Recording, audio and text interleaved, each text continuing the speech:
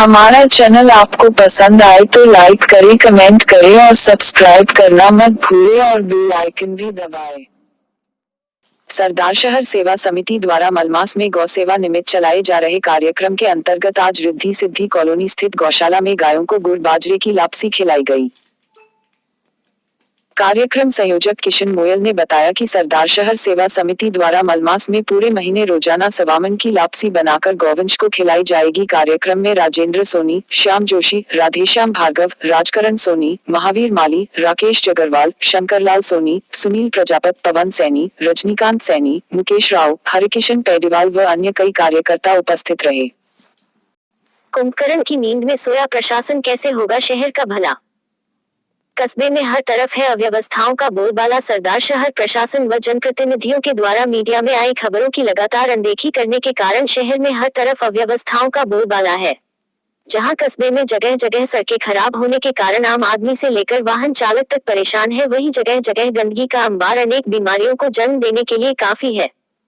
आए दिन पत्रकार बंधु शहर में आम आदमी की परेशानी से जुड़ी खबरों को इलेक्ट्रॉनिक मीडिया व प्रिंट मीडिया में बड़ी मेहनत व प्रमुखता के साथ प्रकाशित करते हैं, लेकिन शायद सरकारी अधिकारियों व जनप्रतिनिधियों के पास ना तो इन्हें देखने का समय है और ना ही पढ़ने का। जहां एक तरफ केंद्रीय बस स्टैंड पर बने शौचालय बंद होने से यात्रियों को दर दर भटकना पड़ता है, वहीं कच्चा बस स्टैंड पर गंदगी व आवारा पशुओं के कारण यात्रियों व आमजन का जीवन कई खतरों का सामना कर रहा है। कहीं कस्बेवासी गंदे पानी की निकासी के कारण परेशान है तो कहीं दिन में भी स्ट्रीट लाइटें जल रही है। एक तरफ कुछ टेम्पो चालक अपनी मनमानी व बदसलूकी करते हुए सवारियों से निर्धारित रेट से ज्यादा पैसे वसूलने की नाका व कोशिश करते हैं, वहीं दूसरी तरफ बिगड़ती ट्रैफिक व्यवस्था के कारण शहर का बुरा हाल है। आए दिन कृषि उपज मंडी में किसानों के साथ दुर्व्यवहार की शिकायत मिल रही है, जहां सरकारी कांटा लगने के बाद भी किसानों की मूंगफली की समय पर तुलाई नहीं होने से किसानों को आर्थिक नुकसान के साथ साथ समय की बर्बादी का भी नुकसान उठाना पड़ रहा है।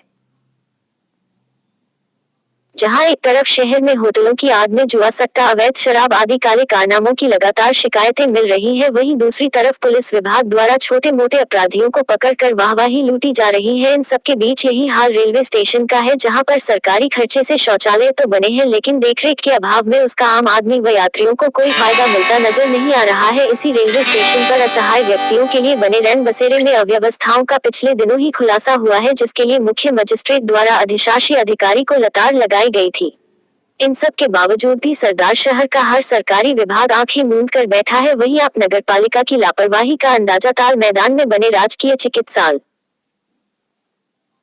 के बाहर पड़े कचरे को देखकर लगा सकते हैं। इन तमाम अव्यवस्थाओं के बाद भी जिम्मेदार अधिकारी अपने ऑफिस से बाहर निकलना मुनासिब नहीं समझते। अगर शहर का यही हाल रहा तो आने वाले दिनों में सरकारी अधिकारियों व जनप्रतिनिधियों के खिलाफ आमजन द्वारा बड़े आंदोलन की संभावना है, जिसका खामियाजा आगामी नगर निकाय चुनाव में सभी राजनीतिक पार्टियों को भुगतना पड़ सकता है। कच्चा बस स्टैंड रेडी यूनियन द्वारा प्रधान प्रतिनिधि राजेंद्र राजपुरोहित का भव्य स्वागत। सरदारशहर स्थानीय कच्चा बस स्टैंड पर आज रेडी यूनियन द्वारा प्रधान प्रतिनिधि राजेंद्र राजपुरोहित का अध्यक्ष बजरंग लाल राव के नेतृत्व में माल्यार्पण व लड्डुओं से तोड़कर स्वागत किया गया। इस मौके पर यूनियन के अध्यक्ष बजरंग लाल राव, उपाध्यक्ष हेतराम मेघवाल, कोषाध्यक्ष इस्लाम राइन, महामंत्री लालचंद पुनिया, मंत्री सीआर मंगल, सचिव राजकुमार शर्मा व व्यवस्थापक भगवती प्रसाद शर्मा सहित अनेक कार्यकर्ताओं ने प्रधान प्रतिनिधि का माल्यार्पण कर स्वागत किया। कार्यकर्ताओं को संबोधित करते हुए राजेंद्र राजपुरोहित ने कहा कि मैं पहले भी आपके सुख दुख का साथी था और आगे भी मेरे लायक किसी प्रकार की सेवा होगी तो मैं हमेशा आपकी सेवा में तत्पर रहूंगा। साथ ही उन्होंने इस मौके पर आगामी नगर पालिका चुनाव में सरदारशहर विकास मंच के कार्यकर्ताओं को चुनावी मैदान में उतारकर अच्छा प्रदर्शन करने की बात कही। सम्मान समारोह में रेडी यूनियन अध्यक्ष बजरंग लाल राव ने सभी कार्यकर्ताओं का आभार व्यक्त कर क्षेत्रवासियों व शहर वासियों को सभी पदाधिकारियों की तरफ से नववर्ष की हार्दिक शुभकामनाएं प्रदान की। इस मौके पर यूनियन द्वारा विकास मंच के पदाधिकारी अशोक सोनी व संजय प्रजापत का भी माल्यार्पण कर स्वागत किया गया। कार्यक्रम में रेडी यूनियन के कार्यकर्ताओं सहित अनेक गणमान्य जन उपस्थित रहे। वरिष्ठ महासचिव संजय जी प्रजापत और विकास मंच के रेडी यूनियन के अध्यक्ष छोटा भाई बजरंग लाल राव और यहाँ उपस्थित विकास मंच की संपूर्ण कार्यकारिणी, विकास मंच के कार्यकर्तागण और जितने भी यहाँ ठेला यूनियन से या अन्य आमजन खड़े हैं, वो सब उनका मैं तहे दिल से आभार व्यक्त करता हूं कि आपने मुझे इस लायक समझा। मैं 2-3 बातें आपसे शेयर करना चाहूंगा। एक नंबर बात तो ये कि विकास मंच से जब खड़ा हुआ उस समय अशोक जी सोनिया आपके सामने है, ये मात्र 11 लोगों से संगठन खड़ा हुआ था और आज विकास मंच के पूरे सरदार सर के 55 वार्ड और सभी 210 गांवों के अंदर 13,000 संगठन है, 13,000 सदस्य हैं। मैं तो एक ही बात जानता हूं कि विकास मंच गरीबों का संगठन है। यदि आप इंसान कमाना सीख लेते हैं, यदि आप इंसान कमाना सीख लेते हैं तो ये धन और अन्य चीजें हैं, ये सब गौण हो जाती है। चूरू जिला मुख्यालय पर दादाबाड़ी में आज कांग्रेस सरकार के 2 साल व नगर परिषद का 1 साल का कार्यकाल पूर्ण होने पर जनप्रतिनिधियों के सम्मान समारोह का कांग्रेस के द्वारा आयोजन किया गया। इस सम्मान समारोह में सरपंचों,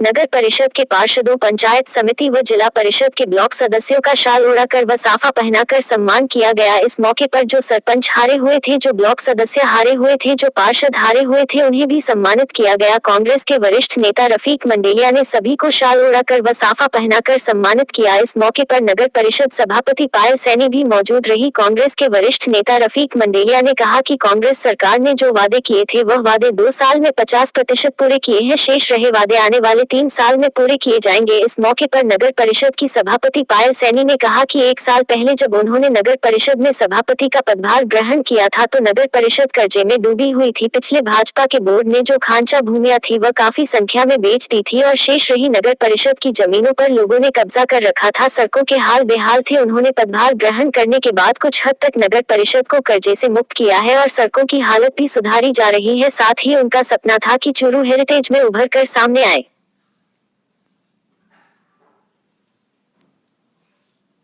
पर्यटकों के लिए आकर्षण का केंद्र बने, लेकिन कोरोना वायरस के कारण यह कार्य कुछ विलंब से हो रहा है। इसको भी कोरोना वायरस खत्म होते ही पूरा किया जाएगा। इस मौके पर कांग्रेस के वरिष्ठ नेता रफीक मंडेलिया ने भाजपा पर भी कटाक्ष किया। उन्होंने कहा कि भाजपा झूठ का पुलिंदा है, भाजपा के लोग झूठ पर झूठ बोलते हैं। उन्होंने कहा चूरू पंचायत समिति के 19 वार्डों में जब चुनाव हो रहे थे तो भाजपा ने कहा था कि उनके पास प्रधान के लिए हरलाल सहारण उम्मीदवार है, लेकिन कांग्रेस के पास कोई उम्मीदवार नहीं है। जब चुनाव परिणाम आया तो 19 में से 10 वार्डों पर कांग्रेस के प्रत्याशी जीते। भाजपा के पास 9 वार्ड सदस्य जीत कर आए। इस पर उनका खुद का प्रधान तो नहीं बन पाया, लेकिन एक कांग्रेस के ही वार्ड सदस्य को चुराकर उन्होंने अपने पक्ष में किया और प्रधान बनाया है और अब तरह तरह के झूठे आरोप लगा रहे हैं। मैंने चूरू नगर परिषद के अंदर कुर्सी संभाली, उसके बाद में मुझे मेरे कर्मचारियों से, अधिकारियों से ये अवगत हुआ कि चूरू नगर परिषद ने तो बहुत सारे लोन ले रखे हैं, नगर परिषद कर्ज में डूबी हुई है। तो मैंने उन्हें कहा कि चलो कोई बात नहीं, कर्जा है हम चुकाएंगे। नगर परिषद का जो नगर परिषद की खाली ज़मीनें पड़ी हैं हम उनको उन पे देखते हैं कि हम क्या आगे जो फ्लैट्स बनाने की मेरी स्कीम थी। मैंने जब मेरा पदभार ग्रहण किया था तब भी मैंने ये बात बोली थी कि मेरी जो पहली जो मंशा है वो यही है कि नगर जो हमारे यहाँ पे अधिकारी और कर्मचारी चूरू में आने से कतराते हैं तो उनके लिए एक फ्लैट्स की बिल्डिंग बनाई जाएगी। ऐसे कई बहुत सारी हमारी प्लानिंग थी, लेकिन मुझे तब पता चला कि नगर परिषद की सारी ज़मीनें जो हैं वो लगभग बेच दी गई हैं और जो खाली थी उन पर कब्जे हो चुके हैं।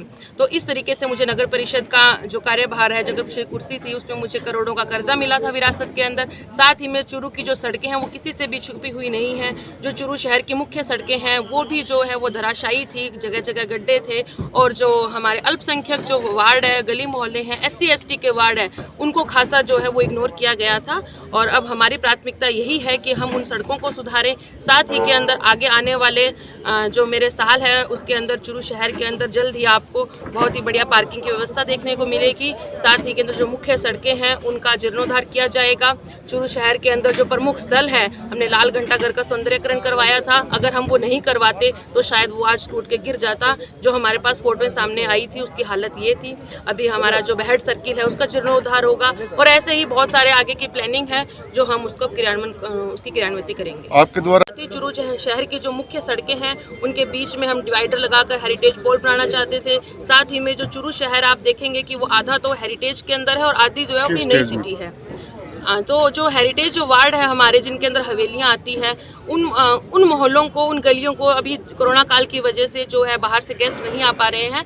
तो हमारा यही था कि जो बाहर से अतिथि आते हैं हम उनके लिए जगह जगह बेंचों की व्यवस्था हो, बैठने के लिए हेरिटेज पोल लगे हो। लेकिन कोरोना काल के दौरान ये विकास कार्य नहीं हो पाए, बजट भी हमारे पास में नहीं आया। जैसे ही हमारे पास से राज्य सरकार से बजट आता है, इन सभी जो हमारे किए हुए वादे हैं वो पूरे किए जाएंगे। आज राजस्थान सरकार का 2 साल पूरा हुआ।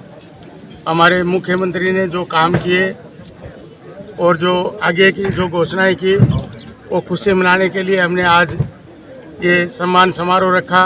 हमारे चूरू नगर पालिका का 1 साल पूरा हुआ, उसमें हमने क्या क्या काम किए वो जनता को बताए और चूरू शहर में जो काम अच्छे हो रहे हैं उनके बारे में बताया और आगे हम लोग क्या करने वाले हैं उसके लिए हमने ये आमजन का, हमारे जनप्रतिनिधियों का ये सम्मान समारोह रखा था और सबको हिदायत दिए कि अच्छे काम करो, जनता की सेवा करो और राजस्थान की सरकार जो काम कर रही है वो जनता तक वो काम के लिए उनको बताओ और कोई भी काम गांव में समस्या है या शहर में गली में समस्या है वो हमारे तक लाए ताकि हम जनता का काम करें। ये जनता पार्टी का काम है आरोप लगाना। कांग्रेस पार्टी में कोई भी दलालों का अड्डा नहीं होता, यहाँ दलाली नहीं चलती है। ये प्रथा तो भारतीय जनता पार्टी में चलती है, वो सबको पता है। आप मेरे प्रेस के भाइयों, आपसे कोई बात छुपी नहीं है कि जो दलालों की प्रथा चलती है वो भारतीय जनता पार्टी का नाम है। कांग्रेस पार्टी में कोई दलालों का अड्डा नहीं है। कांग्रेस पार्टी 36 कौमों की पार्टी है।